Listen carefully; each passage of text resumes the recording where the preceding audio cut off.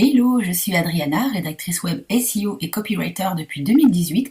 J'ai créé mon entreprise La Plume d'Adriana en 2021. Au quotidien, je développe la communication digitale des entreprises que j'accompagne avec le savoir et le savoir-faire qu'imposent les moteurs de recherche sur le web pour faire la différence. Plumania aborde l'entrepreneuriat avec une vision à 360 degrés. Vous souhaitez inspirer votre business pour développer ou affiner votre stratégie en entreprise? Seul ou en compagnie d'entrepreneurs inspirants, je vous fournis les clés pour écouter vos ambitions. Les épisodes répondent à des problématiques ciblées avec des solutions efficaces pour une mise en place rapide dans votre business. À présent, prenez place et let's go pour le démarrage de ce nouvel épisode. Enjoy! Hello Michel. Bonjour Adriana. Merci de me recevoir chez toi aujourd'hui dans ce cadre inspirant et verdoyant près d'Amiens. J'ai choisi aujourd'hui de partager ton savoir et ton expertise avec les auditeurs pour une raison principale, c'est que pour moi, tu es une source d'inspiration. Au-delà de notre collaboration, ce que j'apprécie énormément, c'est que, premièrement, je prends énormément de plaisir à t'accompagner, mais en plus de ça, je m'instruis au fur et à mesure des jours, des semaines et des mois au niveau perso en tant qu'entrepreneur.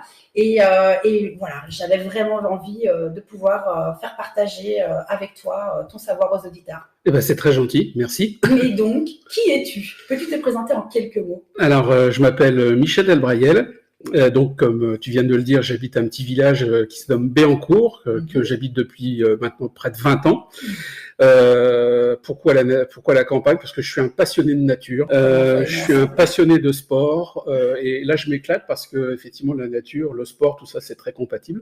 Et je suis un passionné d'aviation, je pense que je te l'ai déjà dit, je suis un passionné d'ULM et je pilote depuis près de 30 ans.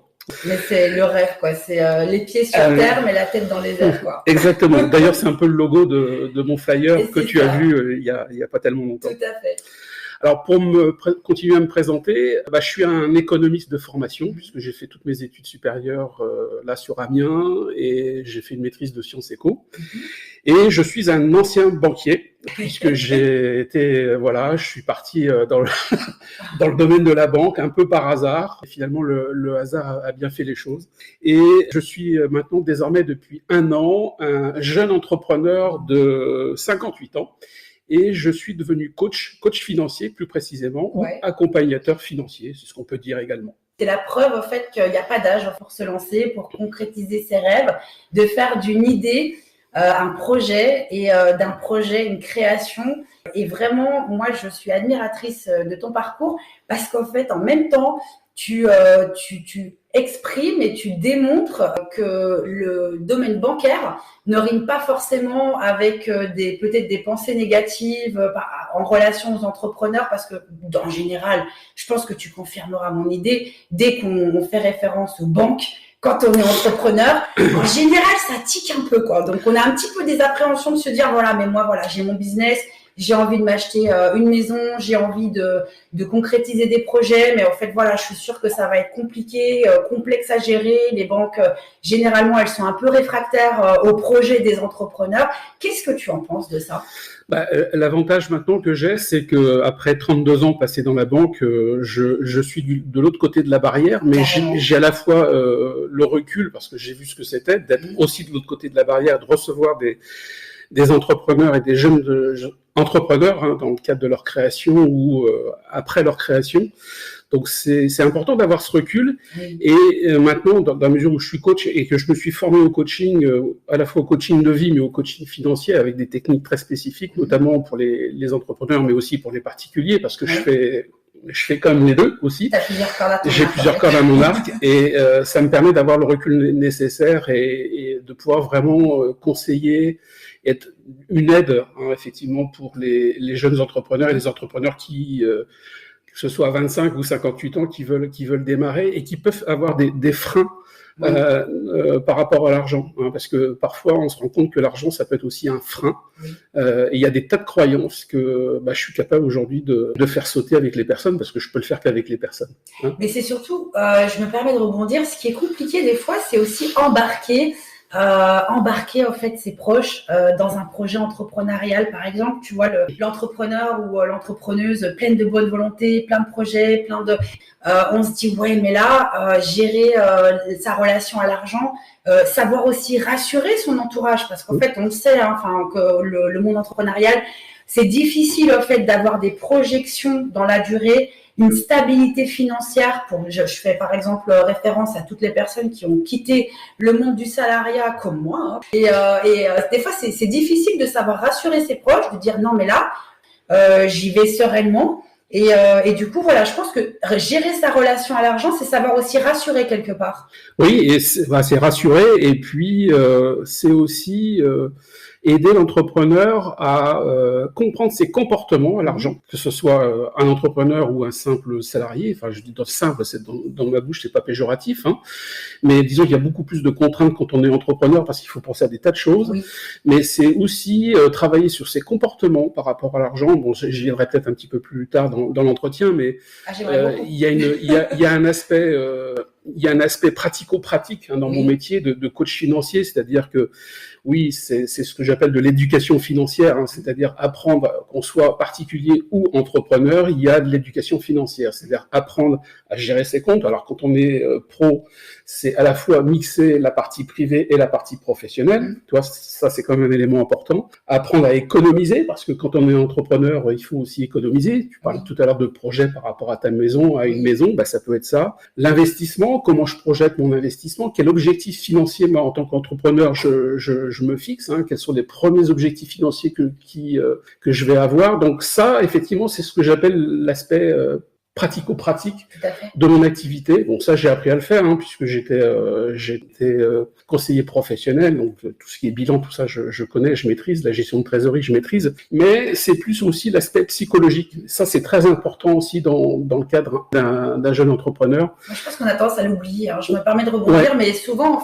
on pense chiffres, on pense comment gérer, mais je pense que l'aspect psychologique, il est aussi très, très important dans ce que tu proposes aux entrepreneurs que tu accompagnes. Oui, et ça, je veux le retrouver plus. Alors, peut-être que c'est féminin, ça, mais. Attention à ce que tu vas dire. Je mets les pieds dans le plat, comme on dit. Mais c'est vrai que être entrepreneur aujourd'hui et être entrepreneuse, c'est peut-être aussi savoir affirmer sa valeur. Ça, c'est important. Oui, non, c'est tout à fait. Se sentir légitime. Et puis aussi savoir négocier ses prestations. Hein, la notion de prix, ça c'est quelque chose que forcément on nous apprend pas à l'école.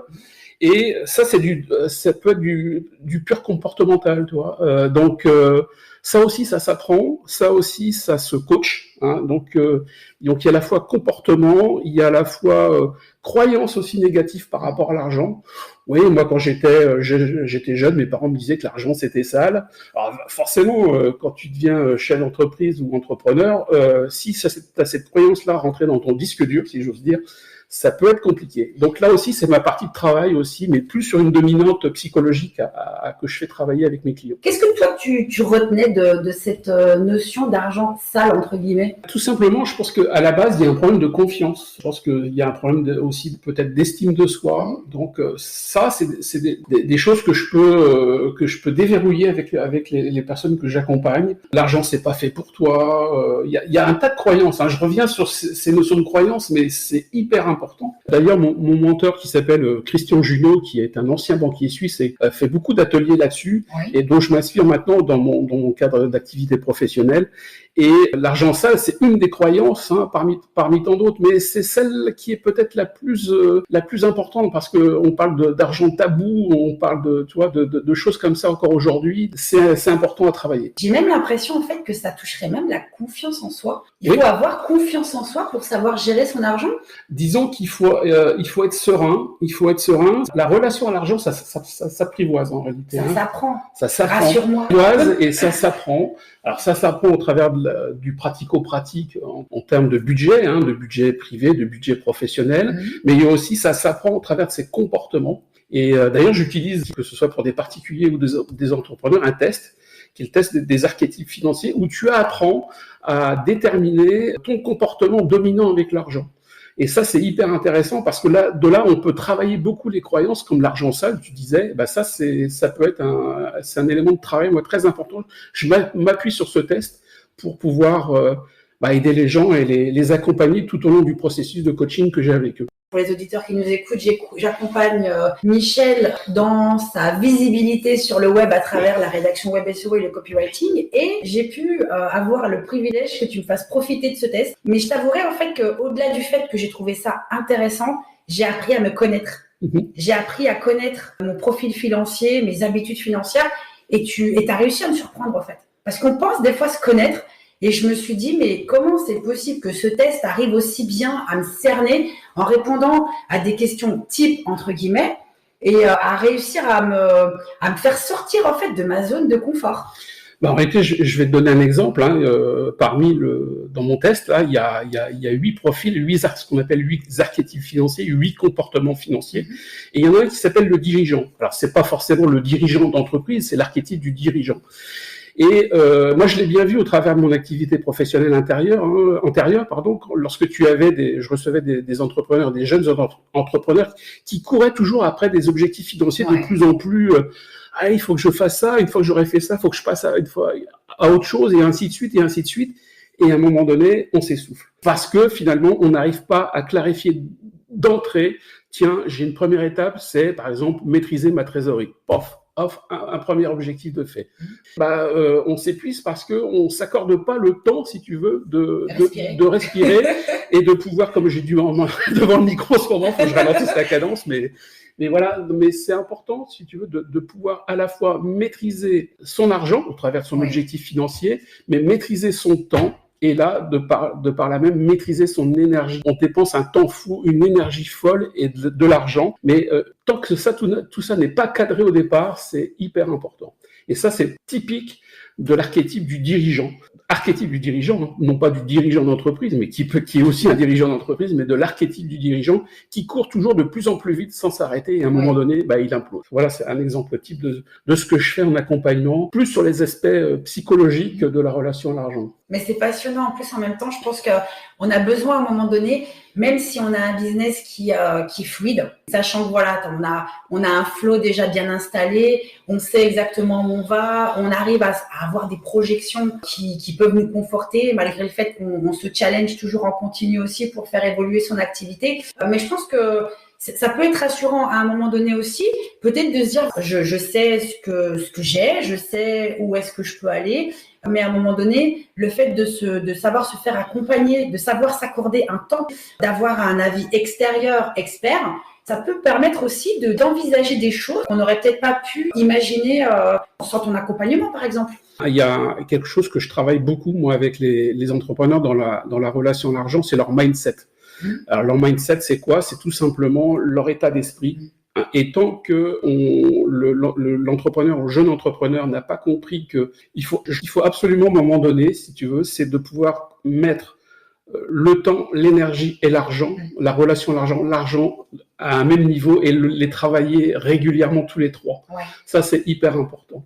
Combien de fois j'entends des entrepreneurs qui me disent « Ouais, j'ai du mal à fixer mes prix, je sais pas parler argent avec mes clients. » Ça revient continuellement. Même moi, dans mon domaine, dans la rédaction web SEO et le copywriting, ça revient constamment sur les réseaux sociaux, sur les blogs experts, des personnes qui s'interrogent, est-ce que je suis dans la bonne tranche, comment je définis mes prix? Qu'est-ce que tu peux donner comme conseil à un entrepreneur qui souhaiterait définir ses tarifs? Je reviens à l'aspect féminin, mais c'est beaucoup aussi je reçois beaucoup de femmes entrepreneuses qui ont ce souci-là. Je sais pas, je reviens tout à l'heure à ce que je disais par rapport à la valeur, à la légitimité, affirmer sa valeur, se sentir légitime.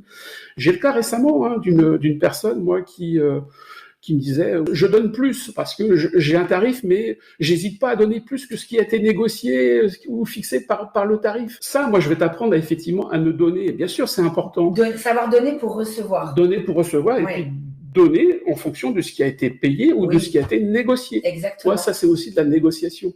Et moi, c'est ce que j'ai fait dans mon ancienne vie professionnelle. Je l'ai fait, évidemment, en concurrentiel, parce que on était, forcément, les entrepreneurs faisaient jouer la concurrence. Mais là, moi, je développe ce niveau-là en faisant prendre conscience à la personne qu'il faut qu'elle reprenne son pouvoir sur l'argent et que, à partir du moment où elle se sent légitime, qu'elle se sent bien avec ses tarifs, et ben c'est le tarif qu'elle va proposer à ses clients.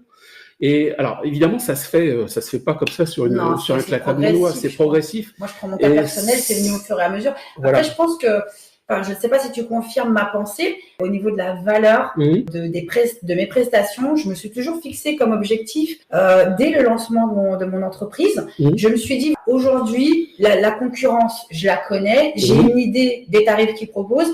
Par contre, moi, je pars du principe que je vais pas me brader. Déjà parce que ça fait du mal au métier et qu'en plus de ça, je peux pas partir dans une expertise, un niveau d'expertise comme celui que je vise et comme celui que je donne depuis le lancement de mon activité en me dévalorisant. Déjà, par rapport au fait qu'effectivement, je pense que c'est lié, le mindset, la confiance en soi. Si déjà on estime on perçoit une prestation rémunérée à sa juste valeur, ça nous aide, en fait, quelque part, j'ai l'impression que ça nous donne des ailes. Et ça, c'est vraiment des notions de mindset, comme je disais tout à l'heure, temps, énergie, argent. Tout à fait. J'ai l'impression que c'est un trio gagnant, en fait. Parce qu'effectivement, s'il y a quelque chose qui va pas dans un des trois, forcément, ça va se répercuter sur les deux autres. S'il y en a deux, forcément, ça va être pire. S'il y en a trois, forcément. Donc, c'est vraiment une harmonie et je pense que l'argent vient faire le lien entre ces trois-là, enfin entre les deux autres. Et tant qu'on n'a pas une relation, parce qu'il y a des entrepreneurs qui ont toujours eu du mal à apprivoiser leur relation à l'argent. Et là, moi, ma raison d'être, c'est ça. C'est vraiment apprivoiser sa relation à l'argent pour se sentir beaucoup plus serein. Et une fois qu'on est posé, qu'on est serein avec l'argent, le reste, il vient. Le reste, le temps, bien codifier son temps, destiné à son activité professionnelle, à sa vie privée, et forcément, ça a un impact sur l'énergie. L'argent, on peut dire aujourd'hui, c'est que des problèmes de dépenses, de recettes. Non, ça va bien au-delà de tout ça. Et moi, c'est ce que j'apporte à mes clients, qui sont particuliers ou entrepreneurs, dans leur fonctionnement au quotidien, et a fortiori pour un entrepreneur, c'est X puissance 10, puisque tant que t'as pas maîtrisé ça, ça va coincer, ça coincera forcément à un moment donné. À un moment donné, ouais. Donc c'est pour ça que je te disais tout à l'heure, je fonctionne à la fois sur les aspects pratico-pratiques, à un niveau plus psychologique, je dirais. Enfin, j'aime pas trop le terme, mais c'est un peu ça. C'est ça le mindset pour moi. Qu'est-ce qu'il y a au-delà, qui vient au-dessus de tout ça? C'est une magnifique porte à ouvrir, l'argent. Une fois qu'on l'a franchi, c'est vraiment là tu rencontres vraiment l'être humain, parce que c'est ce qu'il y a vraiment d'important. Moi, je l'ai vu au travers de mon ancienne activité professionnelle. J'ai vu des gens se déchirer dans mon bureau. J'en étais pas conscient à l'époque. Enfin, si, j'en étais conscient parce que je le voyais, mais je ne savais pas les tenants psychologiques et inconscients qu'il y avait derrière. Maintenant, j'ai appris à les repérer et à les faire travailler. C'est ça qui est important. Et grâce à ce changement que j'ai pu opérer professionnellement, c'est vrai que je me suis ouvert à des tas de choses différentes aujourd'hui, et je me contente plus simplement de l'éducation financière. Elle est importante parce qu'il y a des entrepreneurs qui ont pas d'éducation financière du tout, qui se lancent dans un projet sans aucune éducation financière. J'apporte ma vision en tant qu'entrepreneuse. En fait, je pense que c'est plus la passion qui nous anime. On se dit, mais j'y vais, j'ai envie. En fait, ça, moi, à titre personnel, ça devenait presque une urgence de pouvoir créer, développer, accélérer aussi à un moment donné, tout en ayant une vision réfléchie. Mais on a besoin de passer le cap, de se dire, voilà, j'ai envie de voir ce que ça va donner, en sécurisant ses arrières, bien sûr. Mais dans ce contexte, par exemple, bon, moi, je touche du bois jusqu'à présent, voilà, ça se passe très, très bien. Mais imaginons, par exemple, un entrepreneur ou une entrepreneuse qui se lance et qui se dit, voilà, moi, j'ai envie d'y aller, mais comment je peux faire, en fait, pour sécuriser mes actions financièrement? Comment je peux sécuriser mes arrières? Il y a simplement derrière un entrepreneur, il y a aussi un particulier, il y a bien sûr un entrepreneur. Déjà, sur un aspect pratique, c'est quoi de la gestion de trésorerie d'un entrepreneur? J'ai des tas d'outils qui me permettent à la fois de consolider les acquis, parce qu'un entrepreneur derrière, il a peut-être des crédits à titre personnel, il a peut-être des choses comme ça, donc faut que je sécurise tout ça. Au travers de mon budget personnel, j'ai mon budget professionnel, comment je fais pour tenir mes comptes professionnels, comment faire pour tenir mes comptes personnels, comment je fais le lien entre les deux.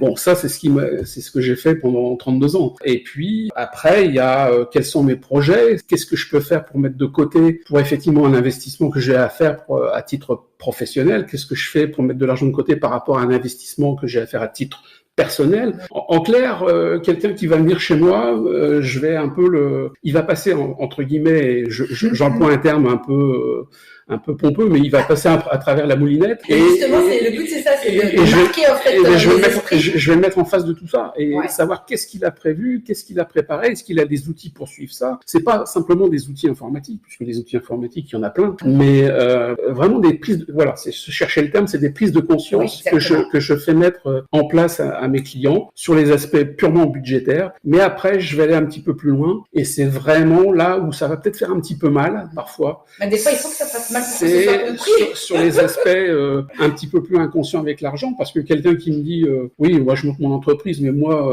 j'adore le restaurant, je fais 6 restaurants par mois. Je dis, ok, qu'est-ce que tu dois mettre en face en termes professionnels pour pouvoir faire tes 6 restaurants si effectivement faire 6 restaurants par mois, ça peut être un besoin aussi, quelque part. Ça peut être une passion, de dire voilà, moi c'est mon délire, j'adore ça, je me dis voilà, moi mes 6 restos par mois j'y tiens. Donc pour toi, ce genre de demande, si tu as un entrepreneur qui te dit voilà, moi ça pour moi je peux pas passer à côté parce que c'est mon plaisir, parce que j'en ai besoin, c'est possible quand même de réussir à trouver un juste équilibre. C'est possible en fonction de qu'est-ce qu'il conçoit en termes de chiffre d'affaires, qu'est-ce qu'il conçoit en termes de gestion budgétaire, etc., d'économie, etc.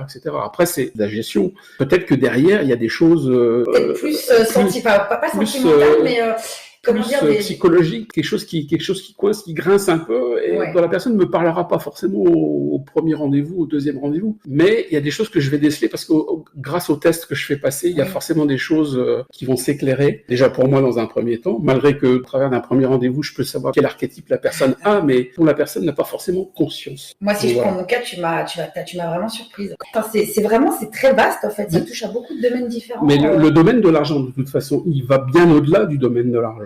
Alors que pourtant, on penserait que ça se limite justement à des dépenses, des achats. Voilà, exactement.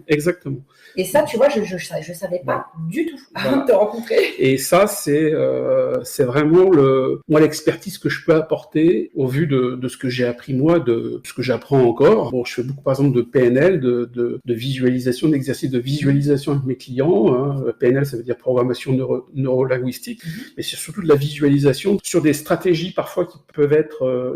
J'apprends en réalité à mes clients à décoder une stratégie. Alors, ça peut être une stratégie qui fonctionne, mais une stratégie qui ne marche pas. Donc, je vais apprendre à mes clients qu'est-ce qui ne marche pas. On va le décoder ensemble.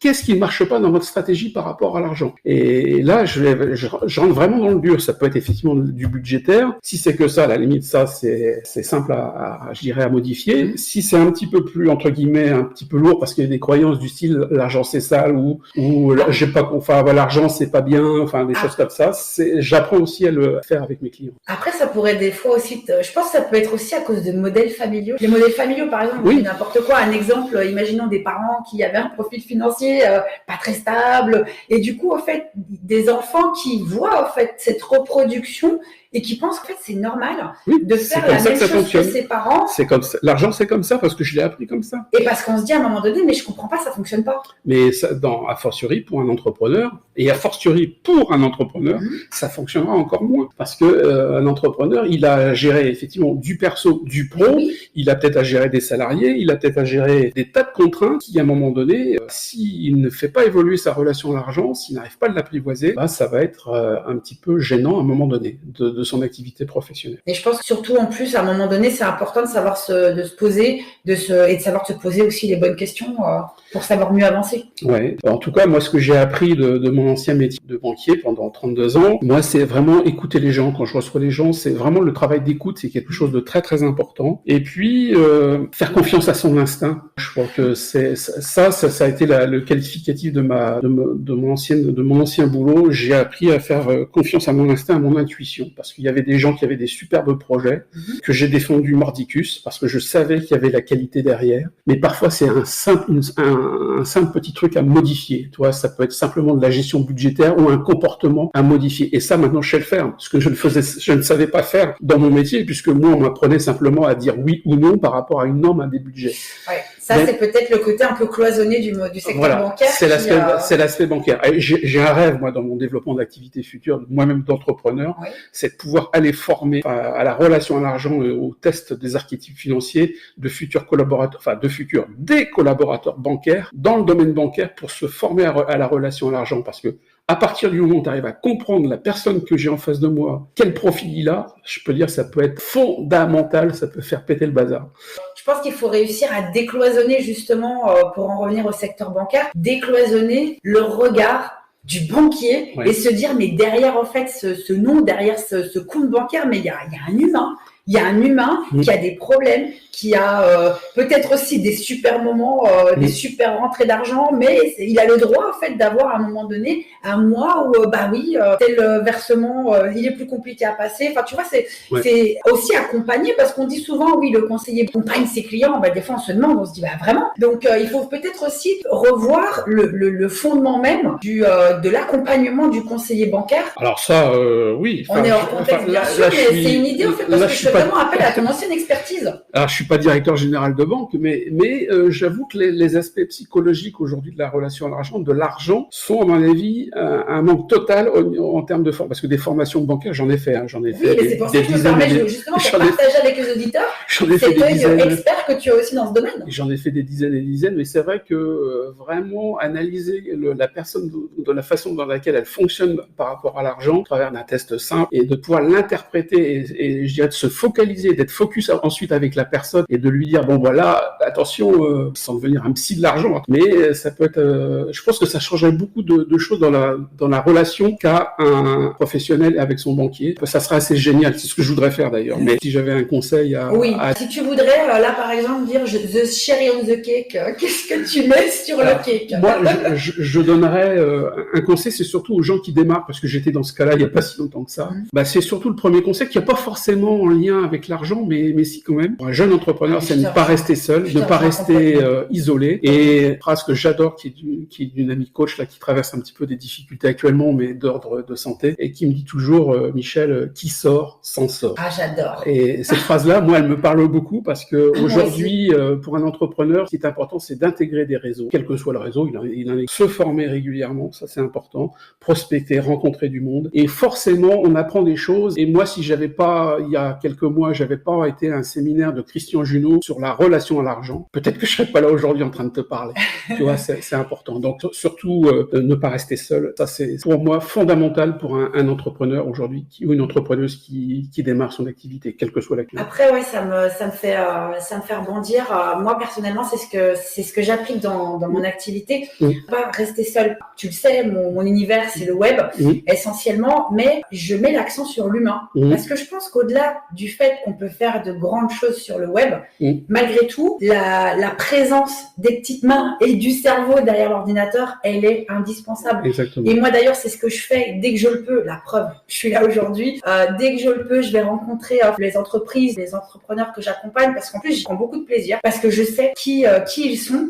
J'apprends à les connaître en tant que personne. C'est pas l'objectif parce que voilà, on reste dans un cadre professionnel. Mais en même temps, on peut faire du pro et mettre l'accent sur l'humain parce que ça fait pas de mal. Permet peut-être de terminer sur mon slogan d'entreprise que j'adore. Elle figure sur mes cartes de visite. Apprivoisez votre relation à l'argent et vivez plus sereinement car son plus bel ingrédient, c'est vous. Je pense que ça résume tout. Mais oui, c'est le fondement. Et pour te dire que ça va bien au-delà de l'argent. Oui. Tout ça, c'est avant tout ce qu'on a ici dans le cœur et ce qu'on transmet avec le cœur aux personnes, à ses clients qui voudraient. Voilà. Et moi, je suis, au travers de ma fonction de coach financier ou d'accompagnateur financier, c'est ça que je veux transmettre à mes clients. Bien sûr, avec des outils, avec des choses avec lesquelles ils repartent, mais vraiment les aider et ça va bien au-delà de là. Mais en tout cas, Michel, merci pour ce moment très inspirant, et pour tout ce que tu nous as partagé. En tout cas, voilà, moi, ce que j'espère, c'est que ça vous aura permis de pouvoir vous faire une idée déjà de ce que c'est d'apprivoiser sa relation à l'argent. Merci encore, Michel, pour ce temps que tu m'as accordé aujourd'hui. À très bientôt pour un prochain podcast ensemble. Merci, Adriana. Merci à toi, Michel.